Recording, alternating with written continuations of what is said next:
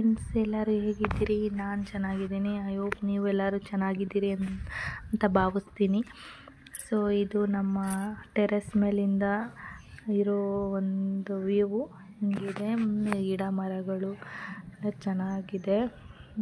So ಏನಾದರೂ ಬೇಜಾರಾಗಲಿ ಖುಷಿಯಾಗಲಿ ನಾವು ಇಲ್ಲೇ ಬಂದು ಟೈಮ್ ಸ್ಪೆಂಡ್ ಮಾಡ್ತೀನಿ. ನಾನು ತುಂಬ ಇದು ನಮ್ಮೂರ ಎಂಟ್ರೆನ್ಸ್ಗೆ ಹೋಗೋ ದಾರಿ. ಸೊ ಎಲ್ಲ ಮನೆಗಳು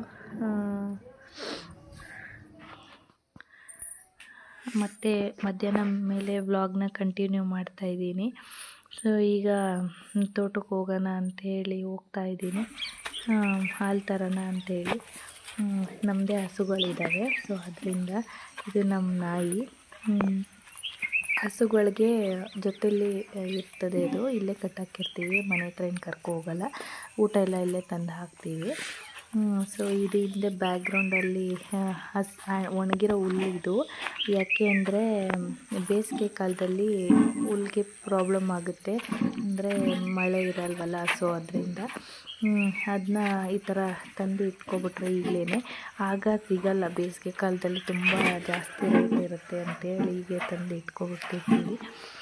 ಆವಾಗ ಹೊರಗಡೆ ಏನು ಕಟ್ಟಾಕಲ್ಲ, ಇಲ್ಲೇ ಶೆಡ್ ಮುಂದೆನೇ ಒಂಥರ ಜಾಗ ಮಾಡಿ ಅಲ್ಲಿ ಕಟ್ಟಾಕಿರ್ತೀವಿ.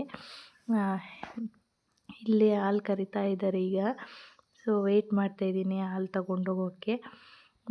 ಇದು ಎರಡೇ ಹಾಲು ಕರಿಯೋದು ಹಸು. ಇವೆರಡು ಕರಿಯೋಲ್ಲ. ಇದು ಒಂದು 7 ಮಂತ್ಸ್ ಏನೋ ಆಗಿದೆ ಅದು ಕರು. ಅದರಿಂದ ಈಗ ನಮ್ಮ ಮನೆಯವರು ಏನೋ ಕಾಮಿಡಿ ಮಾಡ್ಕೊಂಡು ಮಾತಾಡ್ತಿದ್ರು. ಸೊ ಹಾಗಾಗಿ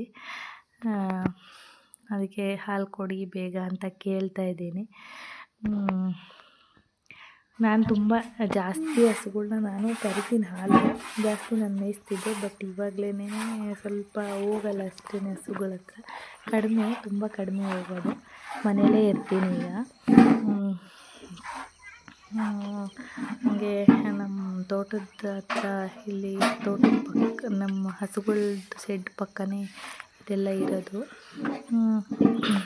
ಇಲ್ಲೇ ಈ ಬೇಸಿಗೆ ಕಾಲದಲ್ಲಿ ಕಟ್ಟಾಕಬೇಕಂತ ರೆಡಿ ಮಾಡ್ತಾಯಿದ್ದೀವಿ. ಈ ಥರ ಅದ್ರ ಮೇಲೆಲ್ಲ ಗರಿಗಳು ಅಂದರೆ ತೆಂಗಿನದು ಗರಿ ಎಲ್ಲ ಹಾಕಿ ರೆಡಿ ಮಾಡಬೇಕು.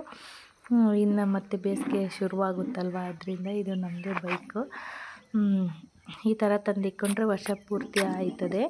ಅಂದರೆ ಮಾಮೂಲಿ ಟೈಮಲ್ಲಿ ನೈಟ್ ಮಾತ್ರ ಹಾಕಿರ್ತೀವಿ ಅಷ್ಟೇನೆ.